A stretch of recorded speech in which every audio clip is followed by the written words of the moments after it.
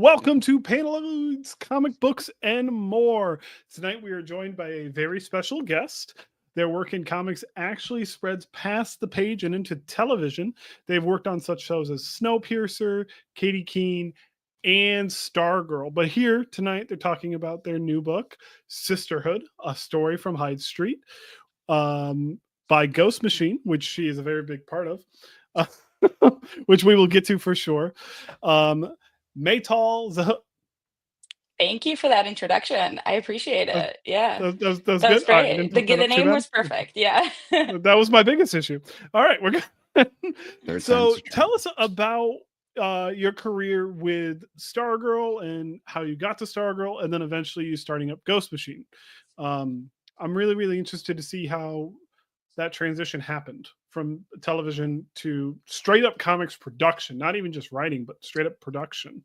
So Yeah, for sure. I mean, listen, it was a very long journey. I think my comic book career is very tied to my television career. I started out as a intern at a company called Good Universe back when I moved out to LA, which was over 12 years ago. And I moved out to LA during a program from my college, and I got this internship. And the company that I was working at was producing the movie Neighbors. And basically, they offered me an internship on that movie. So I functioned as a set PA, basically as a set PA, but unpaid, on because I was an intern, So on this movie, and that was how I got my that was like my first time on a set. That was how I got started, like very beginning. And I just worked my way up from there. I managed to, come back after I graduated. I flew back to Boston to graduate, came back to LA. And when I came back to LA, they hired me as a set production assistant on the movie, where I finished out the movie with them. And I just continued from there. I got another set PA gig. And then from there, I got a office PA gig, and then which is like a production assistant. So you're kind of a catch-all. You're doing kind of everything. And from there, I eventually moved up to the writer's room. And that's when I was eventually on Snowpiercer. And although it was an earlier version of Snowpiercer, not the full length show. So we had like a mini room before, but that's, we don't need to talk about that. But basically, I worked on a bunch of different TV shows in the writer's room, and eventually kind of moved up the ladder and landed on Stargirl, where I met Jeff, and it was during the pandemic, and which is kind of like crazy to think about because the first experience I had on that show was completely virtual. We worked season 2 and season 3 completely virtual in for Stargirl, or most of season 3. Season 3 we had already met in person and everything, but it was kind of a wild experience because you really get to know everybody. And then we all remember this time in COVID when you didn't see anybody in person, but you were like meeting people, and then you're kind of getting close to them, but then you're like, oh, you see them in person, it's like a completely different experience. That was how I felt with all of these people on Stargirl who I had worked with for so long and gotten to know. And we finally meet in person, and it's like a totally different experience. And you're like, wow, I'm already close to you. And now, we've built this whole relationship. But yeah, it was completely virtual. And then from there, it's kind of like a long-winded way of saying like I eventually landed on Stargirl after a long time of, working my way up in the industry. Was the question like, how did I get to Ghost Machine from there, or what is yes, the? so Stargirl, and then what made you and Jeff decide? Screw it. Let's just go all in with Ghost Machine, because you guys went all in with Ghost Machine like right out the gate. Geiger, Absolutely. and then this whole universe launch. So what was the conversation like with you and Jeff? Like, So hey, I got this crazy idea. Like, kind of, honestly, kind of like that was like, okay. So My long-winded version of this story was kind of to say that like all of these relationships that I had built, including the relationship that I had built with Jeff, were a lot of like this virtual experience, and then we all met in person and it was like fantastic, and then we kept, building our relationship after that. And during Stargirl, Jeff and I really built this like trust. Like he had to really rely on me for a lot of things, and when I was able to, when I wrote on Stargirl, he really was happy with the results and happy with my episode. And that was like such an incredible experience too. And he was so thrilled with it too, that we were like, okay, let's keep working together. Like we're going to keep working together in the future. And then when Stargirl ended, that was, I know that Jeff was very happy with how it ended and all, but that was a really sad moment because we were like working together with this group of people we really loved working with. And, Jeff and I really enjoyed working together, and then it kind of ended. So we were like, okay, how are we going to work together again? And so that was always like a discussion. And then I kind of separately was looking into working in comics, like moving my writing into some, into comic books. And I was meeting people in comics and talking to people and kind of starting to put out feelers, but I didn't bring it up with Jeff yet because I was like, I want to talk to him once I have something like concrete, like once I am ready and can go into this and be like, okay, I'm writing this comic book and this is what's going on. And Jeff calls me up one day and he's like, hey, are you available for coffee? And I'm like, yeah, absolutely. So we meet, and he tells me, how would you like to learn how to write comics?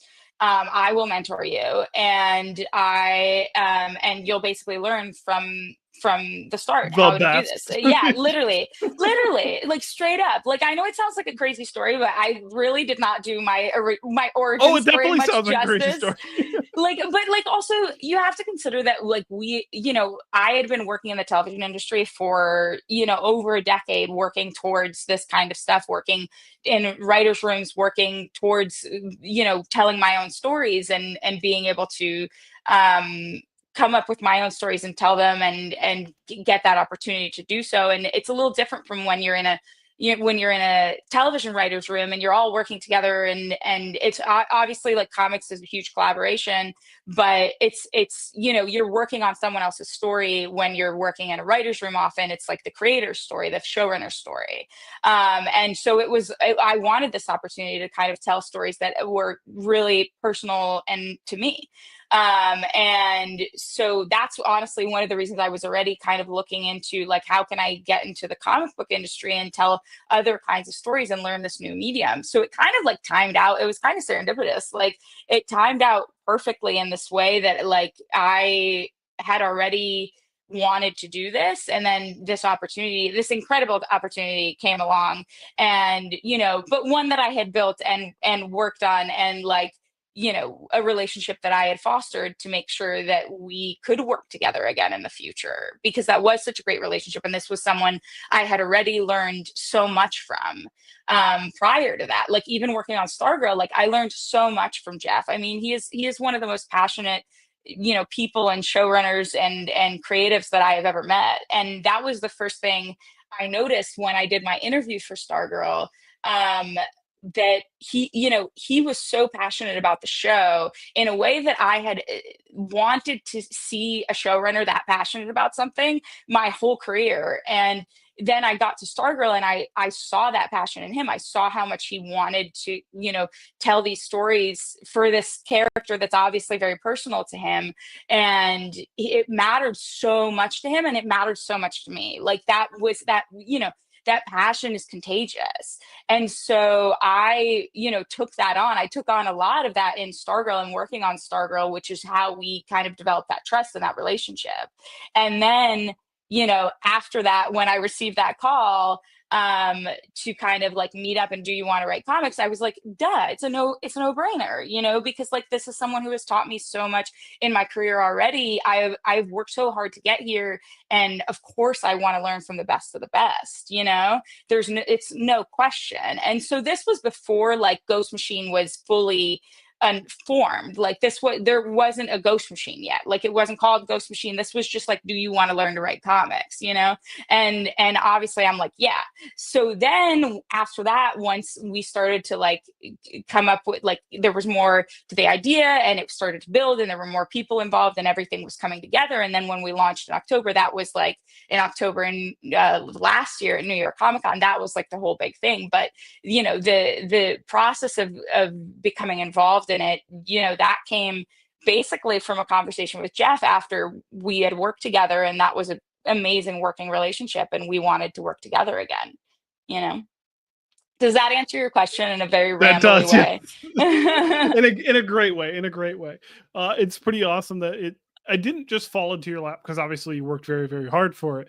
But it's imagining like you putting all the pieces of the cake together and you turn around and it's already made. Like you didn't put it in the oven. Truly. It appeared there as you put everything in the bowl. It popped right out. So that's pretty awesome that it Yeah. came out that way.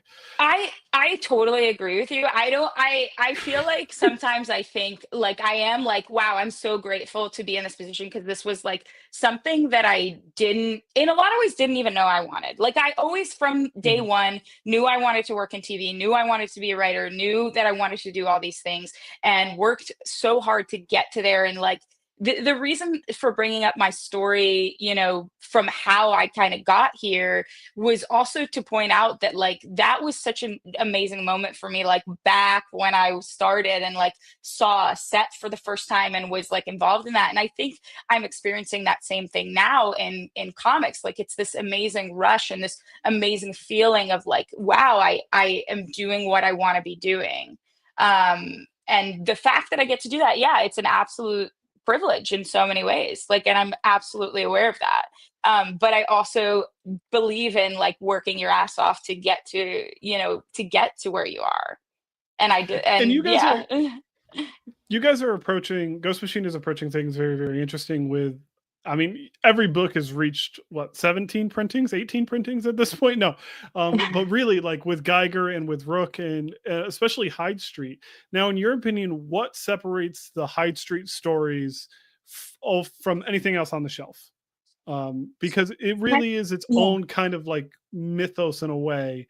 And now it's beginning to branch out even further. So I'm curious how your thoughts on Hyde Street, what it means to the greater tale of not only Ghost Machine, but the comic book genre in general. Yeah, I mean, listen, I think the first thing that differentiates Hyde Street from, or Ghost Machine in general, from a lot of other comics that I have read is how character driven it is. Like, I'm not saying there aren't comics out there that are character driven, but like, this is purely character. Like, you read about Pranky and you like get Pranky and you understand his emotion and you really want to follow that character and understand them. And that's something that I think is unique in a lot of ways because so much storytelling focuses on like these big ideas as opposed to these individual characters. So I think that's one thing. But I also think the fact that we're able to tell a story like Jeff telling it from the perspective of like the residents, and then like there's other stories to tell from the perspective of like people who end up on High Street. That's not really something I've seen before. And I mean, correct me if I'm wrong, but like I haven't seen something that delves into these kinds of stories in that way. And I also think just the High Street element, like where the street that you end up on that exists in every place, in every town, in every time period, like that is a different story altogether. And I think there's some originality that is, that I think is what makes it very appealing. And I do think like it's a great story. It's just a great story. Who wouldn't want to read it? I read it, and I like the High Street books, and I'm like, oh my god, this is great. Like just like as a reader. It's been a long time since there's been such a like diversity within a specific like literal street, like you were mentioning. Hmm. Like you don't, it's never been done before. The only thing that I can consider is stuff that happened back in the golden age. So it's been, if Hmm. it, similar in any nature, it's been a very, very long time since anything like this has happened. So it's really exciting to see it unfold how it's unfolding for sure. In my opinion, not that that matters, but Of course it matters. No, it's like we want everybody to love the books, you know what I mean? So like that's so important, you know? Speaking of loving the book, I have a little issue I want to bring up here. Oh God. So we got to read it early, Sisterhood, right? We got to read it early. So Tuesday night, was it yesterday night? I think we read it. Yeah, yesterday night. So I read the book, go to sleep. Why do I have a dream that I'm at the bottom of a big body of water? What? So you're doing something right if you're giving me little nightmares. So if you would, and I'm trying not to spoil because we're ahead of FOC here. By the way, remind everyone it is time to pre-order now. Call your shops, but without spoiler, if you could give the synopsis, explain what Sisterhood is and how it ties to Hyde Street so greatly, and you can hint at why I might have gotten nightmares that may be recurring now. I mean, I want people to read it and also get nightmares, you know? Like, no, I want people to read it and like get to read it and enjoy it without too many spoilers. But what I can say about the story, I think, that doesn't give away like too much, is it's about two best friends, lifelong best friends, from childhood, and they go to college and start growing apart. Their names are Violet and Sophie. And Violet rushes a sorority and ends up dying in a hazing accident. And Sophie, wanting her friend back, ends up on Hyde Street where she meets the psychic Sisterhood. And Sisterhood may be able to give her her friend back, but on Hyde Street, there's always kind of a twist. That's how I would describe it without giving too much away. Now, what from your personal life helped you inspire the story? Were you in a sorority when you were at Emerson? Did you I was going to school actually in a across co-ed from? fraternity. I was in a co-ed fraternity, which I didn't even think that question would come up. That's Well, also going to school across from one of the United States' oldest cemeteries probably didn't help. Um, so, um, was there any part of that fraternity that you were part of that you put into the story, or you drew inspiration from, or is it just kind of a nice little footnote in your past that you wanted to pay homage to? I mean, okay, so when I think about what inspired me to write Sisterhood, it's very much the personal story of like the two friends, that is so much a core of the story. Like the sorority is an important aspect of it. And I did pull from, some of my experiences, but I didn't necessarily draw solely from that. But I think what made me write this story, what made me want to write this story, was actually the fact that like it talks about it without spoiling too much. It talks about kind of like a friendship breakup, and I think like so many people go through these where you either you grow apart from a friend, or something happens and it's a major betrayal and you lose your friend in some way, like because of a fight or because something happened, and they're still kind of there but they're not really your friend anymore, and you experience this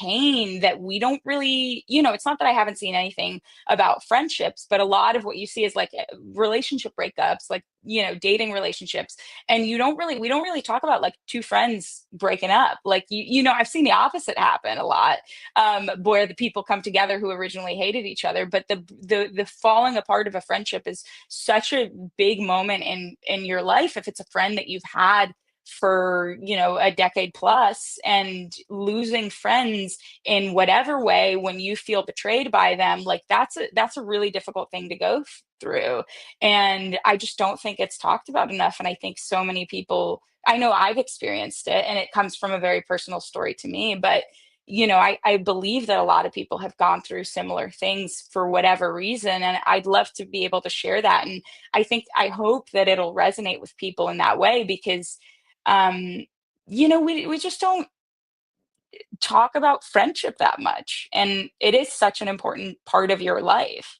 like friends and what they mean to you. It literally is if not the second, it would be the third most important relationship, because there's your partner and then there's your family, but you don't really get to choose your family. So then, yeah, friends would be probably next, which Kyle's Yeah. just stuck with me. Same with Dimitri. They're just stuck with me, unfortunately. You would save me, right, Jeremiah? I would I'm save not a you. I strong would swimmer. save you. Yeah. So yeah, that is something. Well, I'm the only one who has basically swimming experience here. That's a bad joke. Anyways, moving on. I do all right in the pool. I think so. Do all right there. Maytal, would you say there's any classic horror influences that's influenced any of your work, or that you've drawn inspiration from? I classic. I don't know if I could say there's anything like necessarily like classical that I've pulled from, but I do feel like I pull inspiration from a lot of things. Like basically everything I watch and read, I try to pull some inspiration from it. If I'm, if I pick up something that I'm like, ooh, this is an interesting element that I feel I can apply in some different way in the book. A lot of, I do think the most similar horror movie that I can think of, though, I don't even know if I should say this, but my like comparison is like a Jennifer's Body. Like Oh, has anybody seen that? Like it's a friendship story, and it's like this a similar, it's very different, but when I think about like what the closest similarity I can think of to like this idea, it's like that, like the loss of a friend and like how you experience it and them being there but not there. Like it's very similar in that way.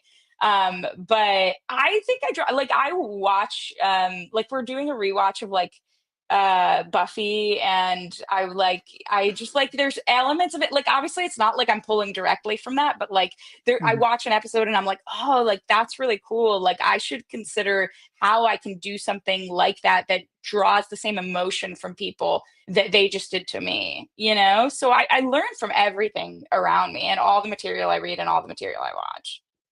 The Jennifer's Body is definitely a similar flavor. Right? It's Yeah. obviously nice. not I the think same, but it's definitely a similar flavor.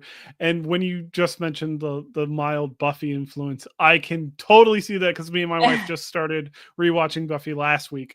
So it's again got that kind of flavor esque to it. Like you could taste it. It's not exactly the same, which is really cool aspect of it as well. Um, so with collaborating with Lila Liz, if I butchered your name, I am It's so Layla sorry. Lee's. Layla, I did it way wrong. So collaborating with Layla Lees, did her artwork influence the story at all in specific avenues or whatnot? Obviously, like the script of scripts, the art's the art, but they gelled so well together, especially with like the flashback scenes.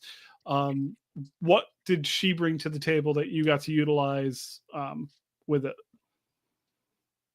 Do you have like 5 hours to spare so I could just go rant about how much I am obsessed with Layla and her art and how much it's an influence? No, her art is incredible. It's just she adds things to the book that I don't even think of. Like I may include references to stuff or ideas in the script and stuff, but she'll just take everything I say and like bring it to the next level. And we are actually like constantly communicating in a way that we weren't when we wrote Devour. Like it's a very different experience from writing Devour, and I think you can tell that we're in constant communication now. Like it feels like when we were doing Devour, we were still getting to know each other, and I would get pages and I would react to them, and they were incredible too, like they were amazing, and I would rewrite the dialogue to match the pages, and she would change stuff based on what we were talking about, and that was kind of how we collaborated on that, and it was still amazing, it was still incredible. I'm still so proud of that book. But when we started Sisterhood, we started to like really like talk about every aspect of it and what this story means to each of us, and why it's so important to tell and how we want to tell it. And it's the collaboration is, it was always a collaboration, but it's just next level collaboration. Like it's amazing. We actually meet every week, and like over Zoom. She lived in Italy, so we meet in every week, and we like talk for like 3 hours. It's like morning, it's like afternoon for me, and like nighttime for her. So by the time she leaves, it's like midnight. I'm like, don't you want to go to bed? Like we just like chat because we're just like talking about the book, and we have so many ideas, and like, and she has amazing ideas to add, and I'll like pitch her what I'm thinking for the next book, or what I'm thinking for a certain scene, and she'll give me like her thoughts, and then she'll tell me a little bit about what she's thinking art wise for a certain scene, and I'll give her feedback on that, or what I think, and or I'm just like, it's amazing, because everything she does is amazing. So it's really like, it's an incredible collaboration, and Layla's absolutely an inspiration to me when I write. I honestly, I think that I am writing this in a way because I want Layla to be happy with the pages. Like if Layla told me I don't like this, I would be crushed. Like, so my goal is always like, she's going to be the person to read it, and I want her to read it and be like, I love this. Like, and it inspires her too to draw. Like that's what is so important. It's like a very unique type of working relationship where it's like a partnership in a certain way that's like, I've never experienced something quite like that, because it's different in TV, you know. It's so, Now, yeah, so it's pretty awesome. I love Layla. we're quite ahead of FOC. So the preview that we got for Sisterhood was mostly black and white. There was a very few things that were in color that were really, really interesting. But you also worked on Devour with Alex Sinclair, the legendary Alex Sinclair. How's that been Legendary. going forward? Working with Ghost Machine, but especially the two books, Devour and Sisterhood. Alex is on that, and I don't know if he was in control of like the three things that we got to see that were colored in the issue, but it was really interesting because two of them are exactly the same, done in the exact same way, but in two very different tones, in my opinion. And then there's obviously the Sisterhood sign that was colored, that was absolutely Mhm. gorgeous. I was talking about the splash itself, literally Oh, I love the that splash splash. is what was Yeah. colored. So what was it like working with Alex? Does he help with Layla and deciding like specific things? Is your script at all influenced by his colors at all? I think, first of all, Alex, in the same way that Layla and I have developed like our working relationship, like the three of us have definitely developed a working relationship that it has changed and morphed in an amazing way since we worked together on Devour. Alex is his colors are incredible, and they bring so much life to the page. And I think, to answer your question, because I know it was like multiple questions in one, but like to answer some of your questions, we gave some thoughts to Alex because there were some story related things, and then we kind of let him run with it. And then, but he's so receptive to anything we've thought of beforehand. He's so receptive to it, and he's such an incredible person, honestly. And he's been amazing to work with. And then it's like he'll come up with his own ideas for things that I didn't even like think of. Like he had pitched something the other day. We were all in an email thread, and Layla sent some pages, and he had this idea, and I immediately was like, why didn't I think of that? But I was also like, that is such a great idea. And he was thinking about it from a colorist perspective, and he's able to bring that to the table in a way that we don't think about it. And to see him work too, like it's a really incredible thing. I mean, colorists are, in my opinion, the most underrated people in the comic book industry. It's such a It's that's my letterers and opinion. colorists, in my opinion. Yeah, Letterers and that's true. colorists are right Letter, up you're there. right. And I was honestly, Especially speaking lately. of, shout out to Rob Lee, because Rob Lee's lettering is amazing. And he adds to the story in ways that you don't even think of in his lettering. And nobody like feels it, like notices it, but you feel it, you know?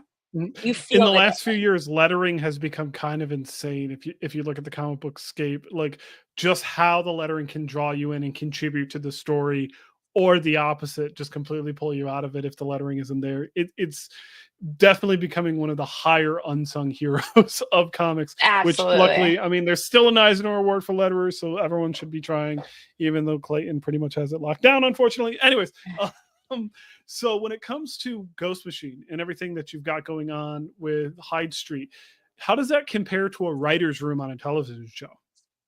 So Honestly, I think I kind of touched on this a little bit, like in like Mhm. how the process.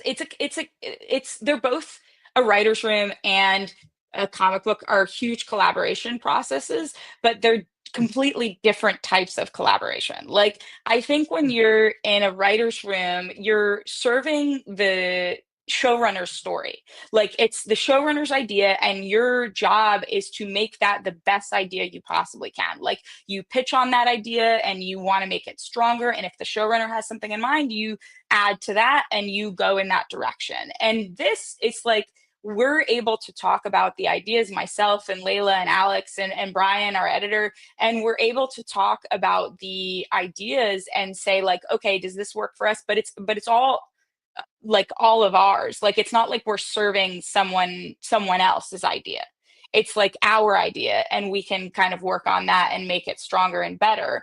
And I think that's one of the major differences that I see. I also think in a writer's room, it's generally speaking like quite a few writers. Like it's a big group of writers, not always, but like it could be like 7 people in a room, so you're all hearing ideas, you're bouncing off of each other, you're kind of giving your ideas to someone else's to add to someone else's, and it's all like bouncing off of each other. And then you take that and you have it like you have that what is it that this scene is going to be, and you take that with you and you go and you write that scene.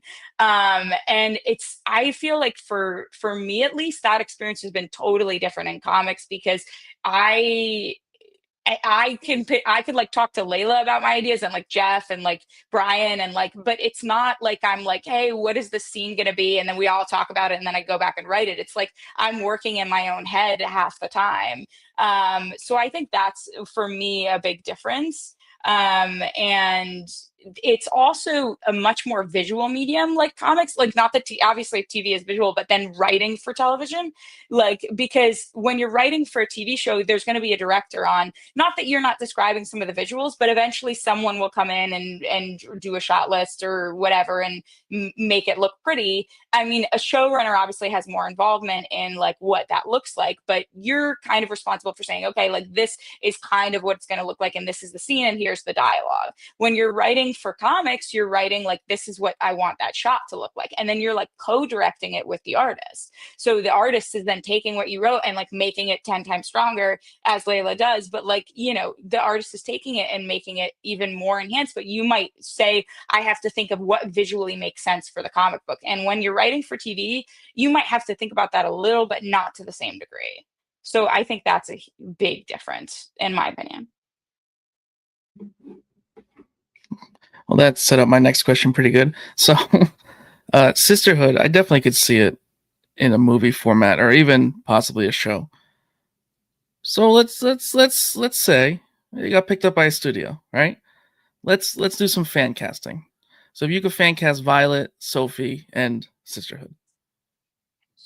I honestly, so I sometimes when I watch like TV and movies, like right now, I'm like, oh, that person would be great for like Violet or Sophie. I don't know that I have like an ideal fan cast, but I will say part of it is that there aren't a lot of like movie star. Yeah, like if we're thinking about it in terms of movies, there aren't a lot of like young, like in their early 20s, like because it would probably be they're like 18 in this, so it would probably be someone in their early 20s playing that. And there aren't a ton of like actors that I can think of off the top of my head, actresses that would like that are like the movie star version of this. But I will say that every time I watch a show, I'm like, oh, like I want them in the movie version of this. And we were recently watching Sirens, and me and my wife were watching it, and there's I don't even know the actress's name, but there's a character in there that's like the younger sister of these two sisters, and I was like, oh, she would make a great Violet. Like I think I could see her doing the more evil aspect of later in the books, like if she was to turn and do the darker stuff like that, I could totally see. But and honestly, with Sisterhood, I haven't thought about that. Do you guys have anybody that you think would be great for it? Jennifer Love I Hewitt. just saw Lilo and Stitch. Really? So the I forgot the actress the character's name, but Lilo's older sister, I could see as playing Violet, for sure. Just because I of the haven't seen emotion that Violet. she was able to carry. Someone just Um, said the Sisters and Sirens. Yeah. So Rings of Power, the actress, I don't know her name, who plays Galandria. I could kind of see her if she's all done up in the big white dress and everything. I could kind of see her. Although I don't know if So we she's have actually. some ideas. I think we'll be I have a able to little cast this idea. Yeah, together. it is. Yeah. It's hard though. I'll give you that. It is definitely difficult, for sure. I think, if we ever do go the movie route with this, like there are a lot of contenders, but I think I would mostly pull them from like the TV world. Yeah, someone is, like I would mostly pull them from like the TV world because that's where most of the actresses, like the younger 20-ish-year-old actresses are, I think. The show Yellow Jackets probably has a few. Oh yeah, for That's sure. probably I just. watched like one episode of that and I was like, this is too much. But I It's heard people love it. Yeah. I was like, this is a lot.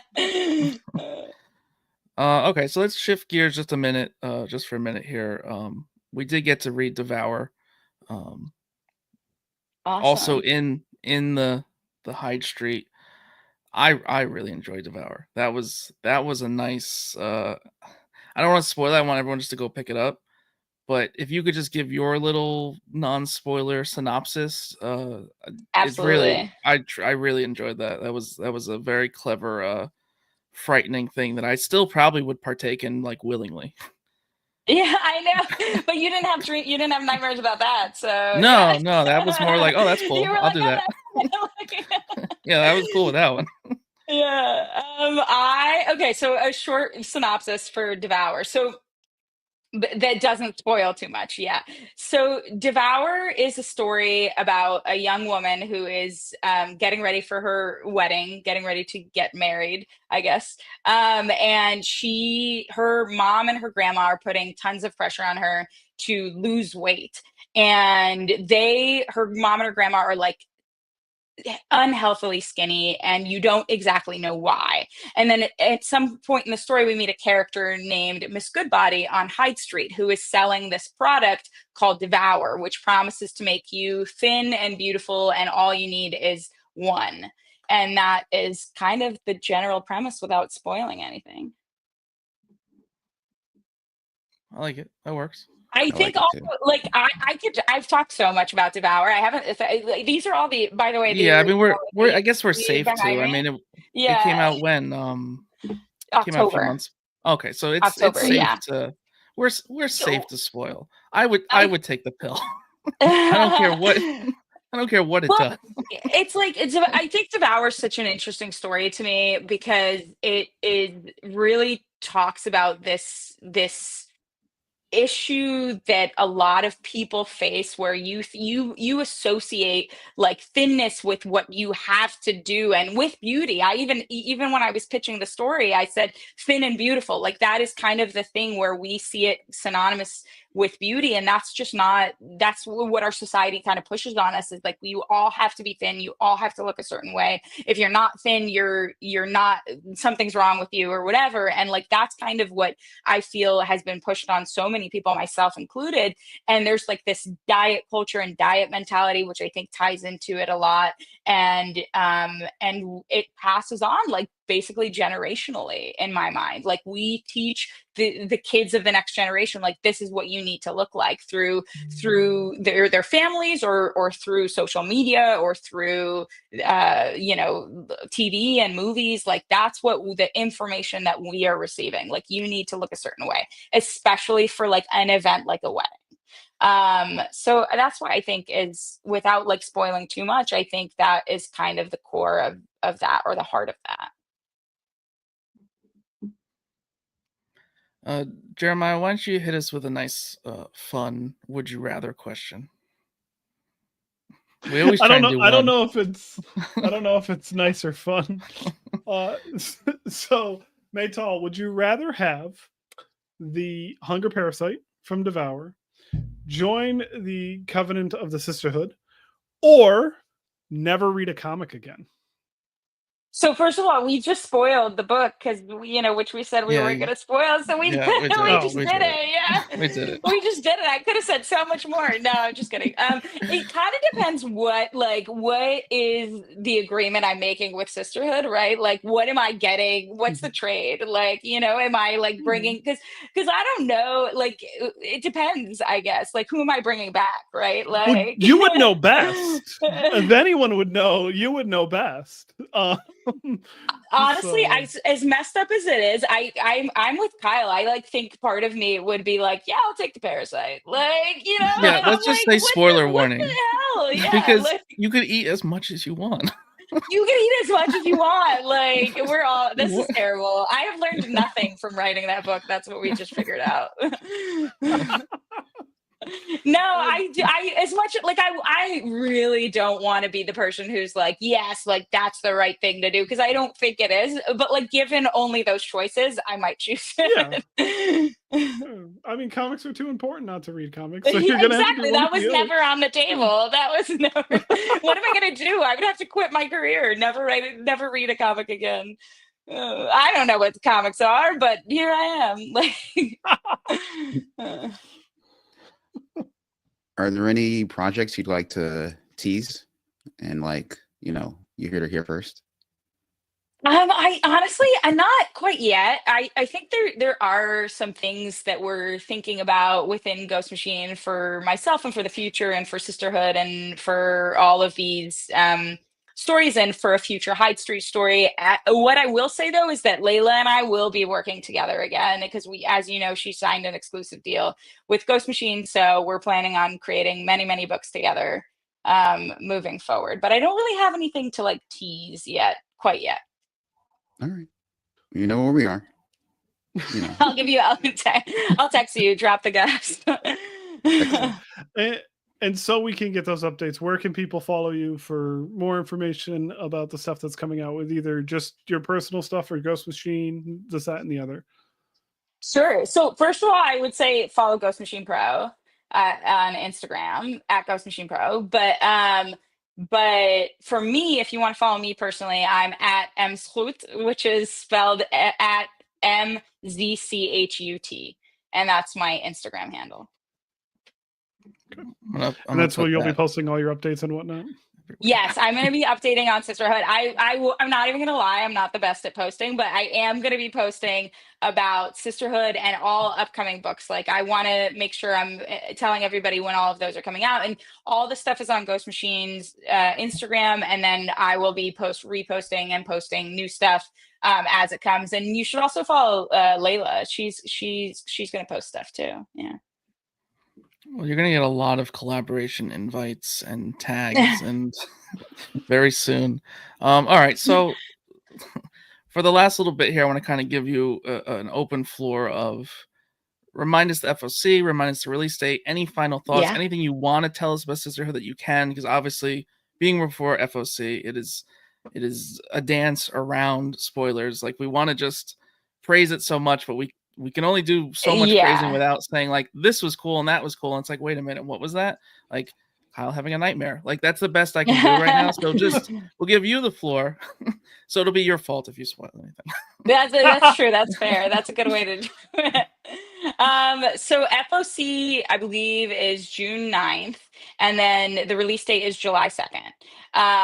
So pre-order and then pick it up in stores is going to be great. I think for anybody who has ever dealt with like loss of friendship in any capacity, like, I think it's a really good story for people who have experienced that. And I also just think it's going to be an entertaining horror book. Like, you guys saw one, but I'm really proud of this whole miniseries, and of Sisterhood 1 especially. I think that's such a really strong book, and I think this miniseries is going to be really awesome, and I hope you all check it out. How many issues are we looking at? 5 issue miniseries. Awesome. And one of the things that as a comic book reader you want, and once you get done with issue 2, you want to pick, once you get done with issue 1, you want to pick up issue 2. And for sure, after reading Sisterhood #1, sucks we're going to have to wait so long, but I am really excited to see where the rest of this goes. It is one of the gripes of getting early books is having to Yeah. wait even longer after reading like the stuff ahead of time. But yeah, it's one of those books for sure, especially with how that final page is, that I'm just like, oh, I'm in it. I'm in it deep. So yeah, I'm definitely excited about this. I So love that. contact Thank your you. stores. June 9th is FOC, so make sure that they know that you want it ahead of time before then, and we will get it in the first week of July. There's some beautiful covers for it as well, so why don't you just have them Absolutely. order the A, B, and C cover for it? Thank you There's so much, Maytal. Thank I you so think much. there's a D cover too. There's a D. There's a, There's yeah. a D cover. There's a did I not do my math right? No, Is that incentive or no? I think it's an incentive cover. Yeah. Okay, yeah, that's probably where I was getting at with that. Which you will And see you in the make your clip. store order enough to Oh. get the incentive. I have another thing. I am Yes. gonna be at San Diego Comic-Con for Thursday and Friday of San Diego Comic-Con, and I'm gonna be doing some signings, and we may, I don't want to make any promises, but we may have a con exclusive cover. You heard it here first. We Fantastic. are very You far heard it. away You from did that. hear it here first. You heard it here first. It literally. But I Well, don't Ghost want to make Machine's any booth promises, at but New I'm pretty York sure. was so awesome last Oh year. yeah. So, Yeah. I love it. New York Comic Con is so much fun, and we all get together and just like hang out. It's fantastic. It's my favorite thing. But also, where your booth was and how you guys had it set up was exactly how every company should do it. Not every company does do it that way, but yeah, it was a lot of fun last year at New York, and I'm excited to see what you guys do with San Diego. Hopefully, we can catch you in New York. But make sure that you have your stores pre-order Sisterhood 5-part miniseries from Ghost Machine. Thank you so much, Maytal, for being here. No problem. All Thank you for right. having me. And I apologize for the outro.